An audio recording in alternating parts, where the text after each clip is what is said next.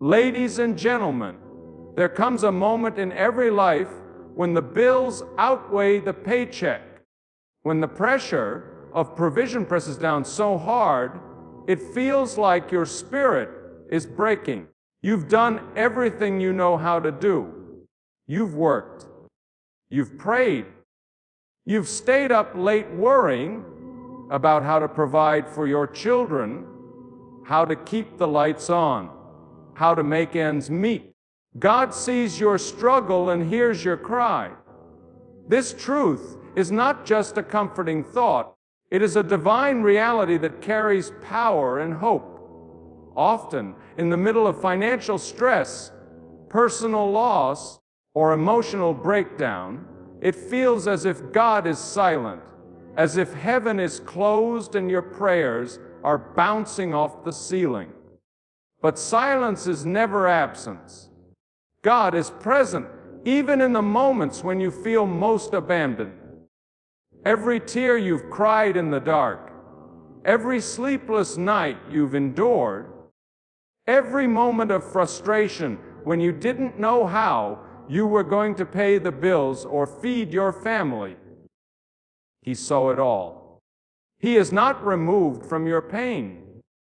He is not indifferent to your pressure. He is a God who is near to the brokenhearted and attentive to the prayers of the weary. Struggles can often distort our perception of God. When life doesn't make sense, when our efforts seem to bring no results, we begin to question whether He's really watching or if He truly cares. But the very character of God is one of compassion, attentiveness, and understanding. Scripture tells us that not even a sparrow falls to the ground without His notice, and we are worth far more than many sparrows. If God can take note of a bird, how much more is He aware of you? His child, created in His image, formed by His hands. He is not only aware of your circumstances, but is emotionally connected to them. He hurts when you hurt. He weeps when you're overwhelmed. He rejoices when you press on in faith despite the fear. When we cry out to God, we are not just sending words into an empty sky. We are engaging in a divine conversation with the one who designed the heavens and yet knows your name. Every cry from your heart reaches His throne. Even the cries you can't articulate, the ones buried so deep in your soul that they come out as groans or silence. Those are understood by the Spirit. He translates your pain into prayers. He collects your tears as precious because to Him you are precious. There's a deep comfort in knowing that you are not invisible to God. You are not just another voice in the crowd. You are personally known, intimately loved, and constantly watched over. Financial struggles can make you feel small, forgotten, even cursed. But your worth is not defined by your bank account or by your circumstances. God's love does not fluctuate with your success or failure. He is with you on the mountaintop, and He walks with you in the valley. When you feel like giving up, remember that God is still in the room. He is still working, still listening, and still fighting for you. He has seen every sacrifice you've made, every act of obedience, every moment you chose faith over fear. And in His perfect time, He will respond, not just with provision, but with purpose. Faith is proven in the valley, not on the mountaintop. It's easy to say we trust God when everything is going well, when the bank account is full, when our plans are succeeding, and when our prayers are being answered the way we want. But the true measure of faith isn't revealed in abundance. It's exposed in lack. In the valley, where things are dry, uncertain and painful. That's where real trust is tested. That's where the roots of your belief dig deep or shrivel up.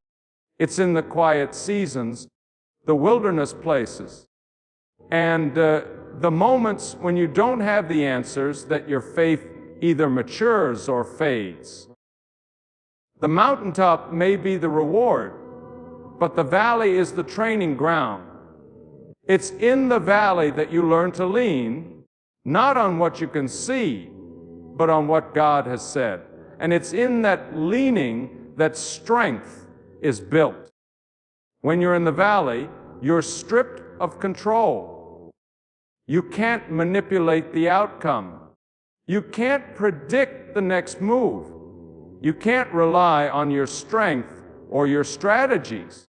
That's when faith becomes more than a word. It becomes a lifeline.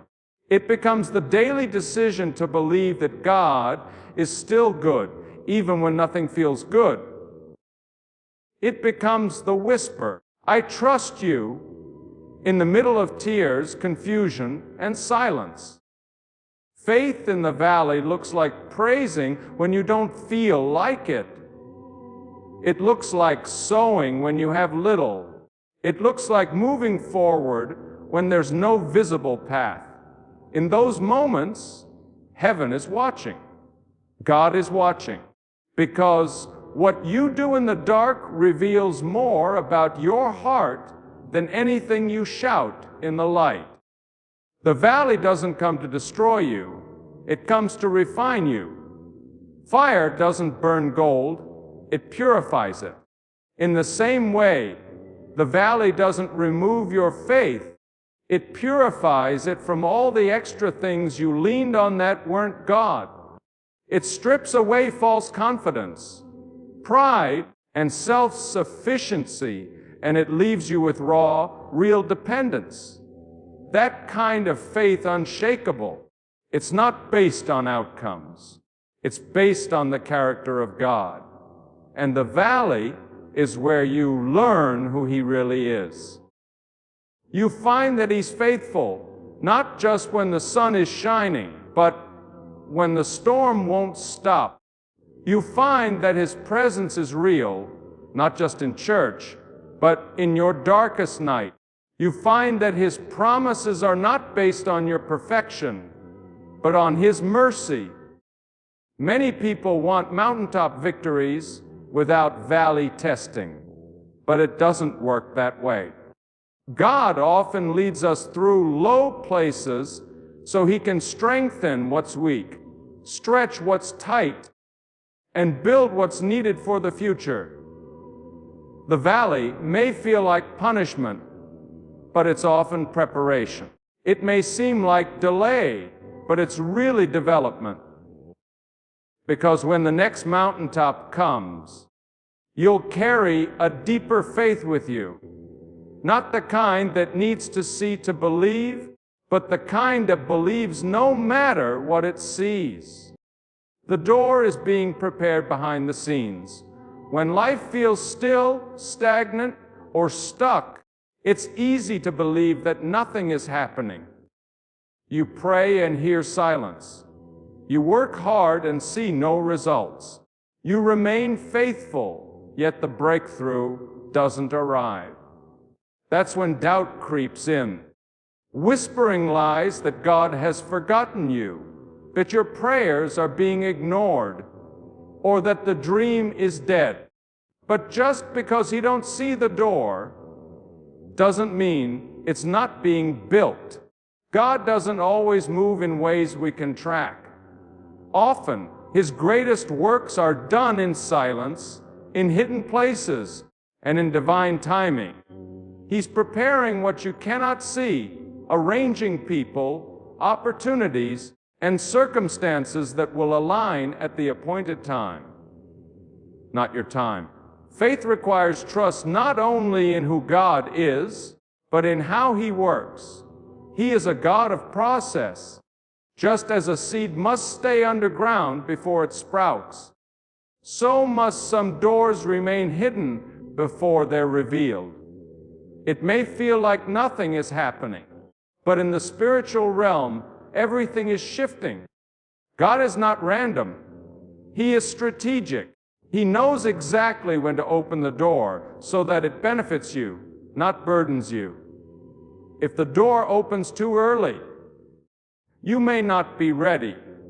If it opens too late, you might lose heart. But when it opens in His time, it comes with peace, purpose, and power. That's why trusting the delayed is as important as trusting the breakthrough. Behind the scenes, God is not just preparing the door. He's preparing you for the door.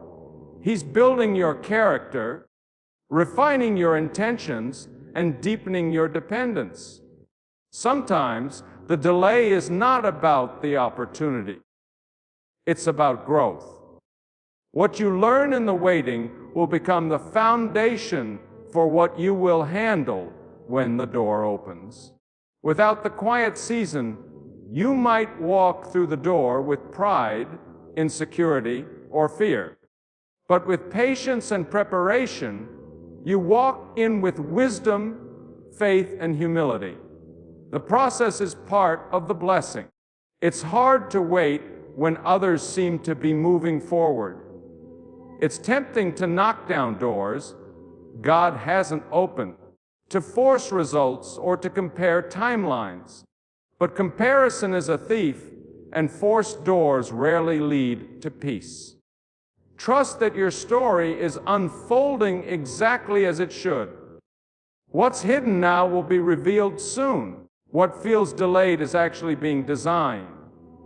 God is never late. He's building something better than what you would settle for.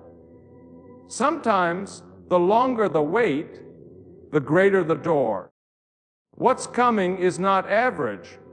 It's aligned with your purpose, your gifting, and your destiny. You may not see the construction, but you'll see the opening. Stay faithful in the hallway. Keep walking with integrity. Keep praying even when you hear nothing. Keep trusting even when you feel everything, because the door you've been waiting for is not just a possibility. It's a promise. And when it's ready, nothing will be able to keep it closed. Stay faithful, generous.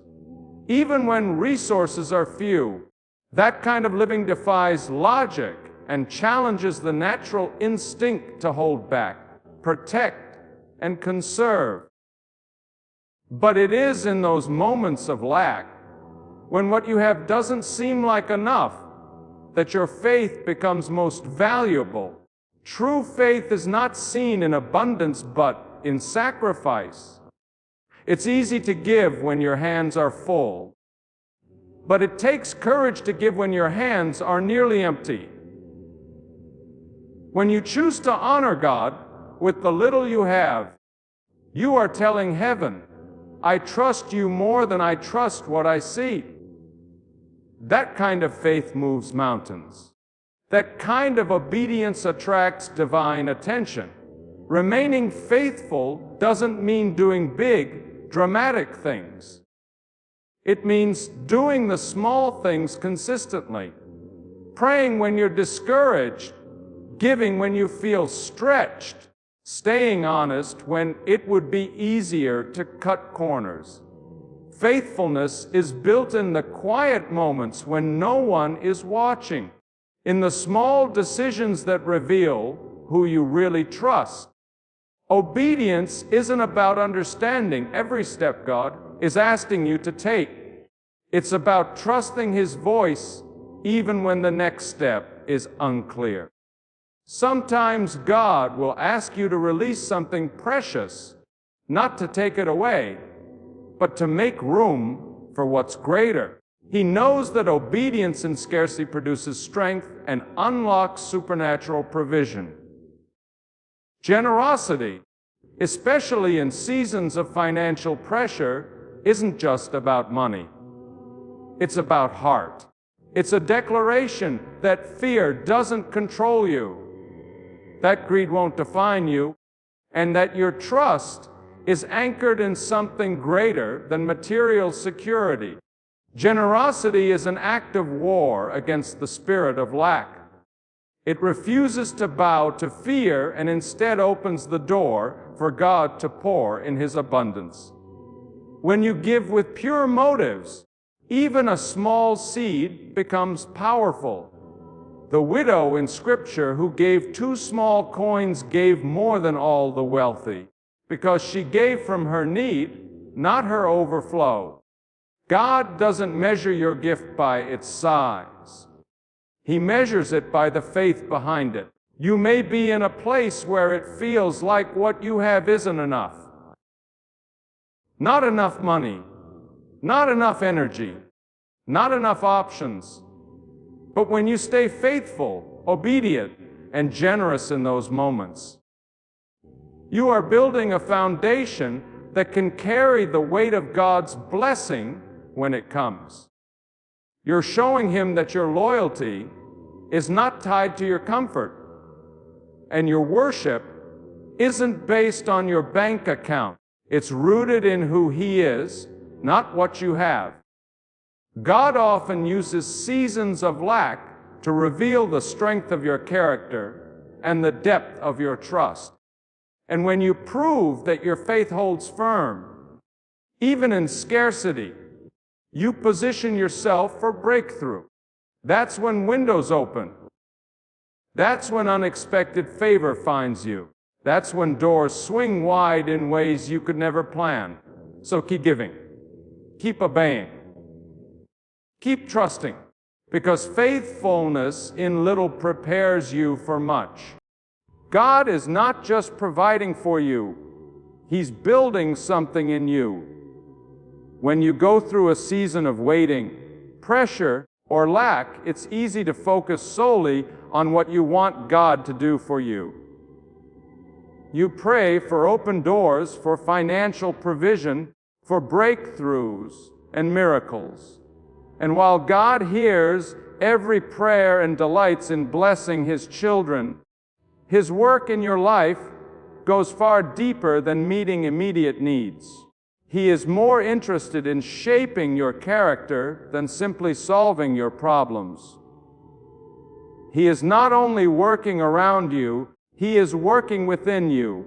Every delay, every hardship, every moment of uncertainty is being used to transform you into someone stronger, wiser, and more rooted in faith. Provision is a part of His nature. He is Jehovah Jireh, the God who provides, but He doesn't want you to live dependent on blessings alone. He wants you to become the kind of person who can walk in authority, manage favor with integrity, and carry the weight of influence without being crushed by it. That doesn't happen overnight. It happens in the fire of refinement. It happens in the process, in the long nights of prayer, in the disciplined decisions, in the obedience when no one else understands. What you are facing now may seem like resistance, but it's actually preparation. God is shaping your responses, your patience, your trust, and your endurance. He's molding your perspective so you begin to value His presence more than His provision. When you begin to realize that God's goal isn't just to bless you, but to build you, everything changes. You stop asking, "Why is this happening to me?" and begin to ask, "What is God doing in me?" That question leads to growth. It leads to maturity. It shifts your focus from short-term comfort to long-term calling. God is not a vending machine who responds to our demands. He is a Father who trains, teaches, and develops His children. And like any good father, He disciplines not out of anger, but out of love, because He sees your potential even when you can't. Sometimes the struggle isn't about the external situation at all. It's about your heart. It's about removing pride, teaching humility, establishing faith, and deepening your understanding of His character. The version of you that walks through the door God is preparing must be different than the version of you that is waiting in the hallway. That version is more mature, more focused, and more anchored in truth. God's greatest work is not just in the blessing you're expecting, but in the becoming He is producing. He's not just trying to give you something. You already have His promises. He's trying to grow you into someone who can handle the weight of those promises. He is more interested in your internal transformation than your external promotion. What He's building in you today will sustain you tomorrow. It will become the foundation for your influence, the core of your integrity, and the strength behind your calling. No one can shut the door God opens. This truth stands as a reminder that divine opportunity is not controlled by human hands. When God decides to open a door in your life, whether it's a new job, a breakthrough in your finances, a healed relationship, or a restored dream, there is no force in heaven, on earth, or under the earth that can stop it. People may try, circumstances may delay it, the enemy may attack it, but what God ordains, no man can override. His authority is final. His plans are sovereign. When He declares something over your life, it will happen in His perfect time, regardless of opposition, delay, or resistance. Often in life, we find ourselves facing closed doors and denied opportunities. It can be discouraging to knock and hear no response, to try and still see no progress. But that's when faith must rise, because the door that God opens for you doesn't depend on who approves you, likes you, or understands you. It's not based on your connections, qualifications, or reputation. God's favor cannot be voted out, canceled, or blocked by people. When He opens a door, it is marked by peace, clarity, and unstoppable momentum. And the moment He decides to unlock that next level in your life, nothing can stand in its way, not even your past mistakes, failures, or fears. Sometimes we think our breakthrough depends on other people's acceptance or validation. But the truth is, you don't need permission from anyone when you already have approval from God. People may have said you weren't good enough, that it's too late, or that you'll never make it, but their words hold no weight against the will of God. He specializes in using the rejected, the overlooked, and the underestimated. In fact, He often chooses those very people to walk through doors others thought were reserved for the elite. His doors are opened by grace, not merit, by purpose, not popularity. There will be times when you face resistance, even after the door opens. Don't confuse opposition with closure. Just because it's hard doesn't mean it's not God. Sometimes the enemy tries to fight you the hardest at the entrance of your next season because he knows what's waiting for you on the other side. But what he cannot do is shut the door God has opened. Your job is not to force the door or protect it. It's to walk through it with boldness, humility, and trust. God's doors are backed by His power. What He begins, He completes. What He starts, He finishes.